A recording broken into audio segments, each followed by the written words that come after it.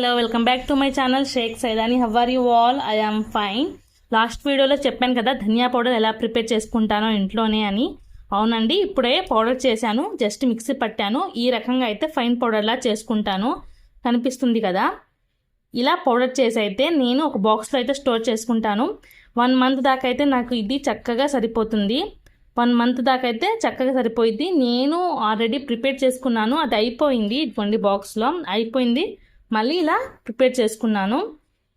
ఈ పౌడర్ అంతా దీనిలో అయితే ట్రాన్స్ఫర్ చేసుకుంటాను.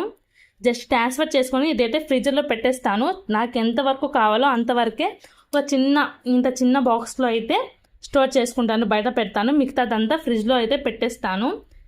చక్కగా దీనిలో అయితే ట్రాన్స్ఫర్ చేసేస్తున్నాను. చూడండి, ఇలానే ప్రతి రెసిపీలో ఈ ధనియా పౌడర్ వేస్తే చాలా అంటే చాలా బాగుంటుందండి టేస్ట్. నేను ఇందాక వీడియోలో 100 గ్రామ్స్ అని చెప్పాను, బై మిస్టేక్ అండి. 250 గ్రామ్స్ ధనియాలు ఇవి. 250 గ్రామ్స్ ధనియా పౌడర్ అయితే ప్రిపేర్ చేశాను. ఇలా బాక్స్లో అయితే స్టోర్ చేసుకొని ఫ్రీజర్లో అయితే పెట్టేస్తాను ఫ్రెండ్స్.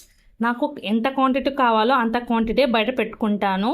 అది అయిపోయిన తర్వాత మళ్ళీ ఫ్రిడ్జ్లో నుంచి ఈ బాక్స్లో నుంచి దానిలో ట్రాన్స్ఫర్ చేసుకుంటాను. ఇది నేను ఎప్పుడు ధనియా పౌడర్ ఈ విధంగానే ప్రిపేర్ చేసుకుంటాను. ఈ వీడియో మీకు నచ్చినట్లయితే ప్లీజ్ లైక్ చేయండి, షేర్ చేయండి, కామెంట్ చేయండి, సబ్స్క్రైబ్ చేసుకోండి ఇలాంటి ఇంట్రెస్టింగ్ వీడియోల కోసం. Okay, bye.